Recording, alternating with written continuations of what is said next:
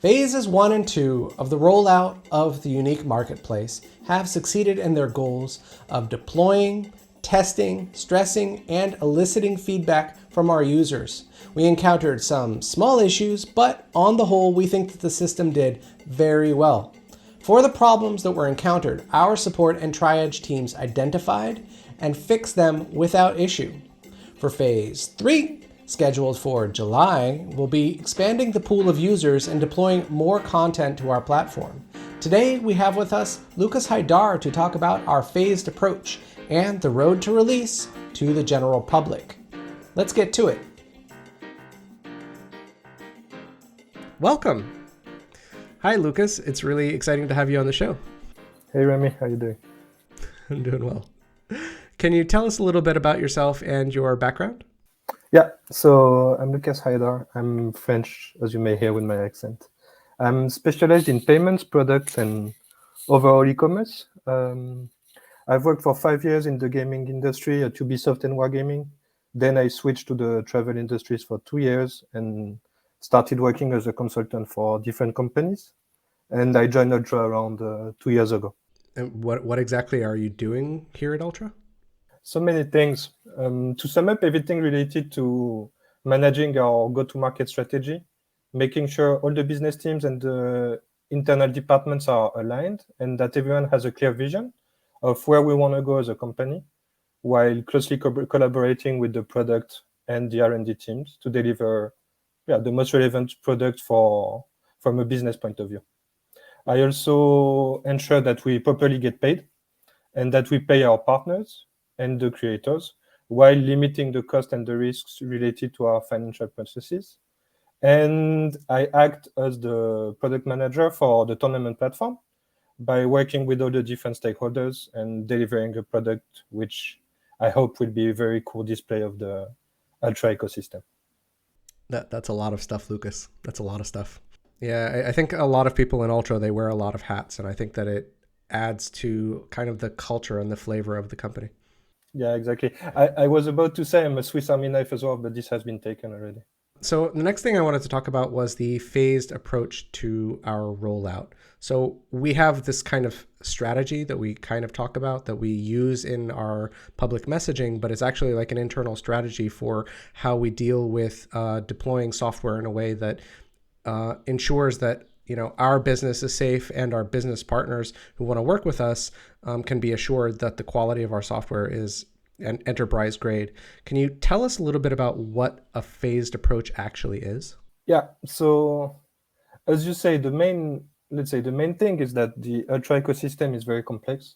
It has a lot of different elements that needs to interact the most efficiently possible with, let's say, less impact on the user so that everything is smooth and working properly. Therefore, in order to making sure that when we launch, everything works right and the customers are satisfied, we need to launch on a step-by-step logic, allowing us to test and learn while getting prepared for the official launch. So basically, it's launching with limited users to get feedback, learn from potential bugs that we've seen, like a few on phase 1, less on phase 2, and hopefully very limited on phase 3, which allows us to really focus on the critical issues that needs to be fixed before going live and deliver in the end a product that is really worthy of our user base. I know that many in our community find our conservative approach to rolling out software to be frustrating. I think within Web3, people are very gung-ho. They run forward very quickly with deploying software, which is frankly very often half-baked. And that's not the way that Ultra has been running its business and its project. Can you maybe explain to them like exactly why we limit the number of users and what benefit there is there? So first is, as you say, like Ultra is fairly different from the most companies in the Web2 ecosystem. We're very mainstream focused and trying to deliver a product that will be accessible for everyone without facing issues or bugs. So by limiting the number of users, we're simply testing our scaling capabilities. And with every new phase, we test and learn our capacity to support peaks. So as I said, Ultra is an ecosystem based on multiple elements. There's the blockchain, there's the client, there's the marketplace, and everything interacts. And we need to make sure that everything works well. So by adding 100 users, we're making sure we can support 100 users and that our platform is scaling efficiently. With 500, the same, and with the upcoming phase, we will be sure that everything works well for everyone. By, let's say, planning the different phases, and I guess our users have seen and noticed it, we are scheduling our drops in advance, informing them to come on the platform, log in, F5, and purchase the Unix. This is great value in terms of marketing and business sides because, as you may guess, it delivers business revenue. But in the meantime, it's a request that comes from our R&D team, which challenges us to do this type of drops so that our users can play around and break the client. So the goal is really to test and validate our ability to support scale and to go live.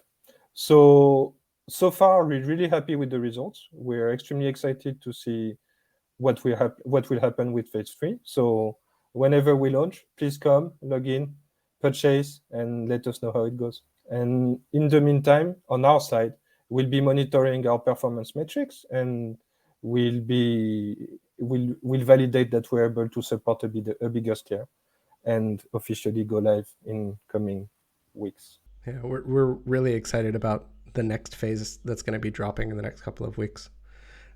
So I think maybe we can go back a little bit and talk about what the primary goals of phase 1 and phase 2 actually were and whether we achieved them. I think we did, but whether we achieved them. And then we can talk maybe about what the primary goal of phase 3 actually is. So as you may guess, Ultra is, let's say, a professional company based on multiple teams and departments. And while the primary goal is to test the platform, validate that our drops are relevant for the users and interesting to our community, each team has different type of goals that they want to validate. So as I just explained, the R&D teams, for the R&D teams, it's around testing the capacity to scale and the overall stability of the platform. Then you have the blockchain team that validates the performance of our transactions and that everything works correctly. You have the product teams that's working with the support team to gather the user feedback and validate that we are bringing the best value to our users. On the business side, we're trying out new publication processes and business practices to ensure that our content is valuable. The marketing teams are trying out new approaches. The finance teams are, let's say, testing new revenue reconciliation processes. So to sum up, everyone has a goal, which is to make sure that we're ready to launch. And by doing this phased approach, we're managing ourselves to see what is the most efficient on our side and what delivers the most value for the users. So for phase 2, that was the main goal. And for phase 3, the primary goal will be the same as the phase 2, right? But ensuring that our latest product releases, which people will be able to test and give feedback, will satisfy the users. So if everything goes as planned, we should be good to go live soon. Right, because like every phase, what we're actually encountering here is kind of like also both the iterative process, because we have output from each of the phases, right? We have the stuff that like either didn't go well or uncovered bugs that we didn't expect to happen, or, you know, et cetera, problems in our process, things like that.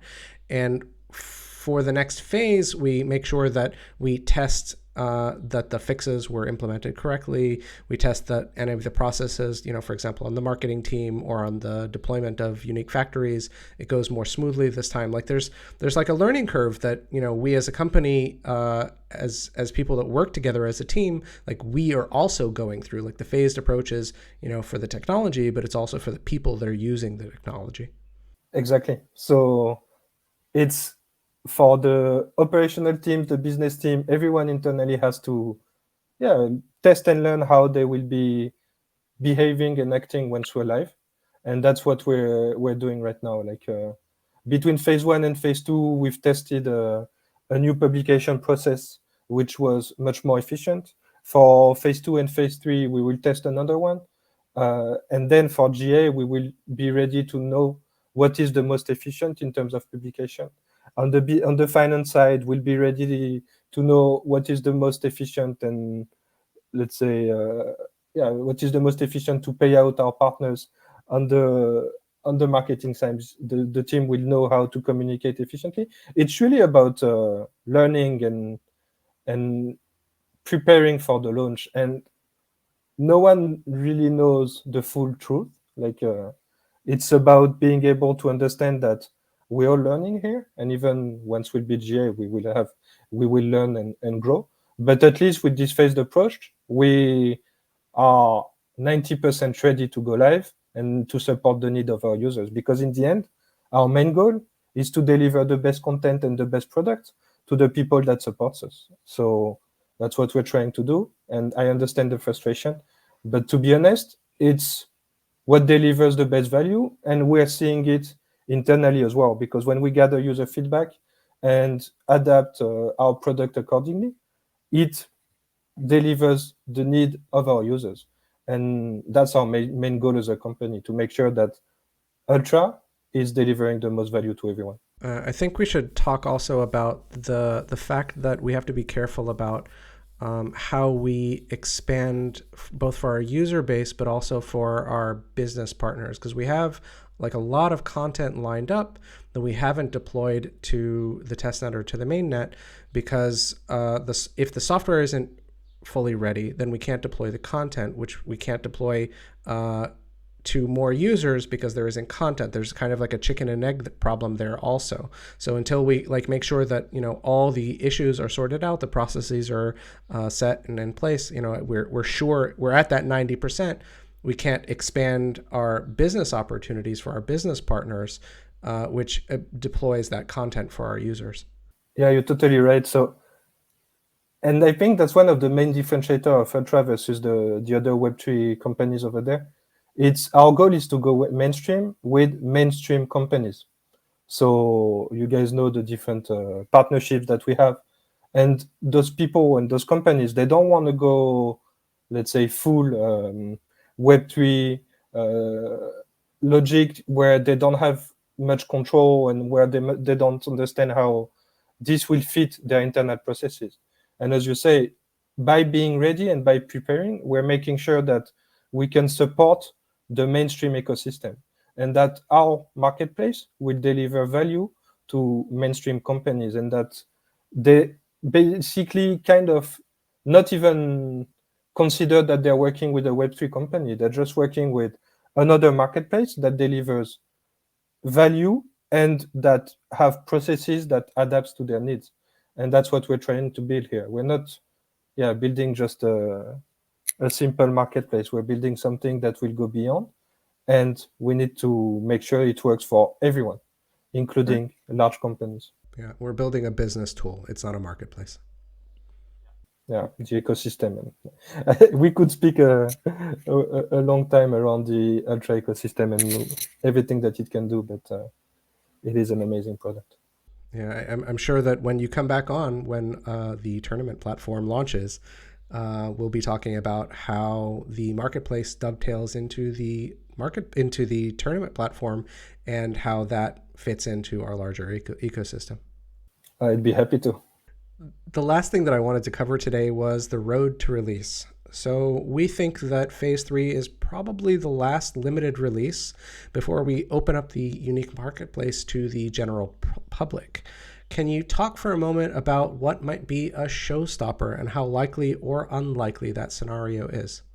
Basically a critical bug. Like if we launch and notice that something is not working for a majority of our users, then for sure we will need to take this into account and review our plan. As I said, and as it's very clear, Ultra is here for the long term. So we want to deliver a product that is working properly and that supports all the users that wants to join. So everything that will have a critical issue might delay the launch, might delay the launch until we fix it. However, likeliness about this is extremely limited. We've done the phase 1 and the phase 2 to check the critical bugs already. We haven't seen any.